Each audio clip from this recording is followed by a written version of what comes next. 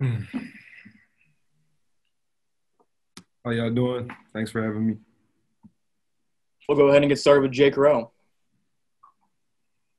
Hey, Jermaine, I wanted to ask you just kind of about the offense and kind of what you have seen from it. Mainly just asking this to defensive players, but uh, changes, not specifics or anything like that. What do you expect from it, and how have you thought about it as it has progressed through preseason practice? Has it gotten better, and do you have high expectations for it? Uh, yeah, I have some high expectations just because how hard they're working and they've been working this offseason, especially not having spring ball to have the extra time to kind of gel everything together. But I know throughout these practices and fall camp, they've been outstanding. Players have been showing up, making plays. So I'm just excited to see that turn onto the game field. We'll go to Mike Griffith. Oh, thanks. Jermaine, I guess I just ask you, and I'm kind of surprised I didn't get a chance to ask Karis a question, so I'll ask you this about the throwback jerseys and black jerseys and what type of energy that brings for players in the program. For me, I was excited. I was very excited, along with all my other teammates. But at the same time, Coach always said he told us early on what we were wearing and everything like that, just so we could stay focused and not let that be a distraction.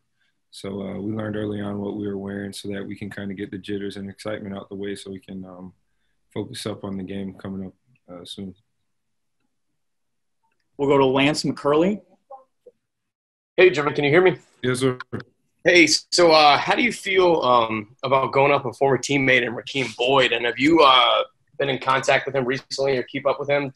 And how does that feel to go up knowing you guys came from kind of the same place in JUCO ball? I was just excited, just the mere fact that I know what it took for both of us to get where we are. And I was just excited to meet each other on this stage.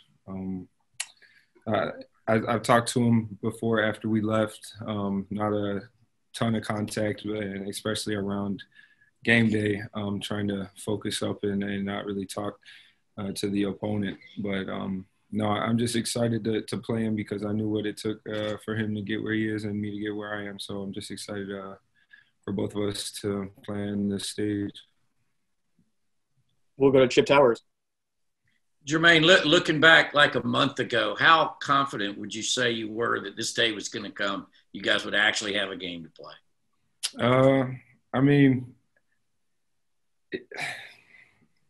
terms of confidence, I never really let it seep into my brain that we wouldn't play because that would affect how I trained. So I just trained every day like we did have a game, like nothing changed. So, but I guess there was some non-confidence around the time where the virus was kind of going out of control and stuff like that. But again, I just kind of tried to train like that wasn't the case. Mark Weiser, do you have a question for Jermaine? Sure. Hey, Jermaine, curious what you guys are thinking about Arkansas in terms of what they'll bring offensively with the new coaching staff when you guys are preparing for what you might see Saturday. I'm aware that their offensive coordinator came from Florida State, and he likes to move fast tempo with the offense. So, but I believe Coach Smart has had us out there running all fast, being ready for that. Aside from that, nothing too much in detail, but yeah, we've just been conditioning, getting ready for that fast tempo offense that we think they're going to have. And do you think that your guys' depth is a big plus given the season of COVID where guys might have to sit out a game or two? Yeah, for sure. We've got a lot of guys rotating ones, twos, threes. So if someone does go down, that person is ready to step up and go in there because they've been going with the ones, they've been going with the twos. It's not just threes go with threes, twos go with twos. We try to keep everybody ready, everybody on the same level, just in case injury or like you said, COVID related. Seth, do you have a question for Jermaine? Sure. Jermaine, did last year's success on defense sneak up a little bit on you guys? And do you try to replicate that mindset so y'all don't have like complacency set in this year? What do you mean by sneak up? A lot of people didn't expect y'all to be as good as y'all were on defense last year. Okay. We try not to focus on what other people think. I think going in, we knew what kind of team we were, and week in, week out, we knew what kind of defense we were. And we didn't kind of let anything creep up on us, especially now. Coach always reminds us what happened last year is what happened last year. We got to come out and do it again, if not better. So, Anthony Dasher, do you have a question for Jermaine? Yeah, just kind of a follow-up on that, Jermaine. Just kind of what kind of things has Coach Smart and Coach Lanning and the other defensive coaches done in practice to make sure that complacency doesn't become an issue this fall? I mean, you'll hear it all the time. Don't let that blow your heads up, stuff like that. We just work as hard as we do every day. So there's no kind of special treatment in what we did last year. They still attack it as if we weren't that good, and we have to get better. So we'll go Brandon, then Jed.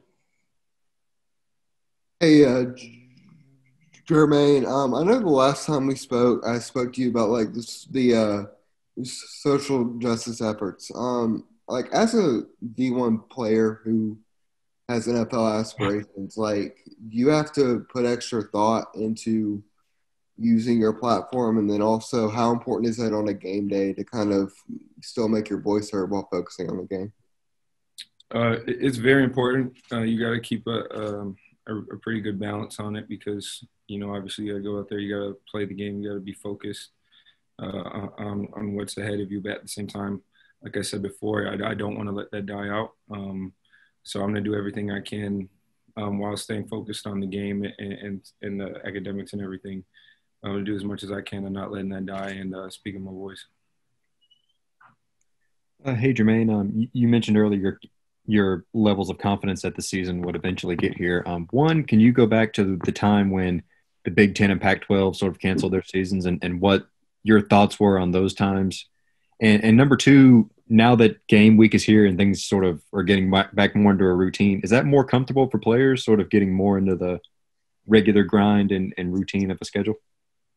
I will say that we are all – I could tell the last practice we had, there's a little more excitement out there because we are getting ready, you know, to go in my case, hit something other than the Georgia red jerseys.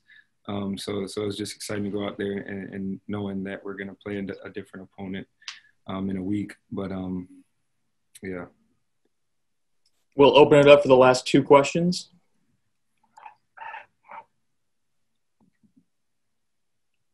Anyone?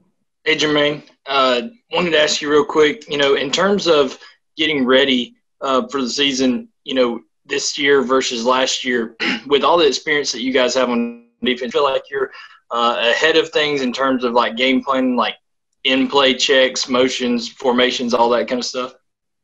I mean, we do practice a bunch of different situations like crazy.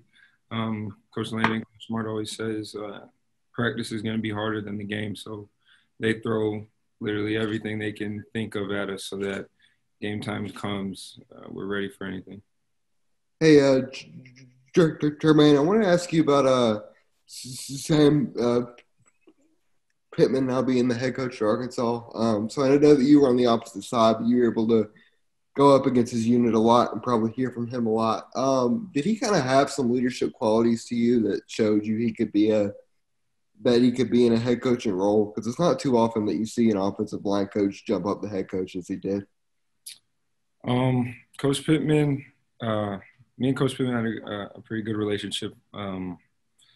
He always had confidence in me as a player, and he always reminded me how good he thought I was going to be, and that felt good because he's been on the other side of the ball, him being the coach of the guys that I went up against every day. In terms of leadership, yeah, I respected him a ton. He's pretty professional, and he kept it real, which I think are kind of the most important things in being a leader. So, yeah.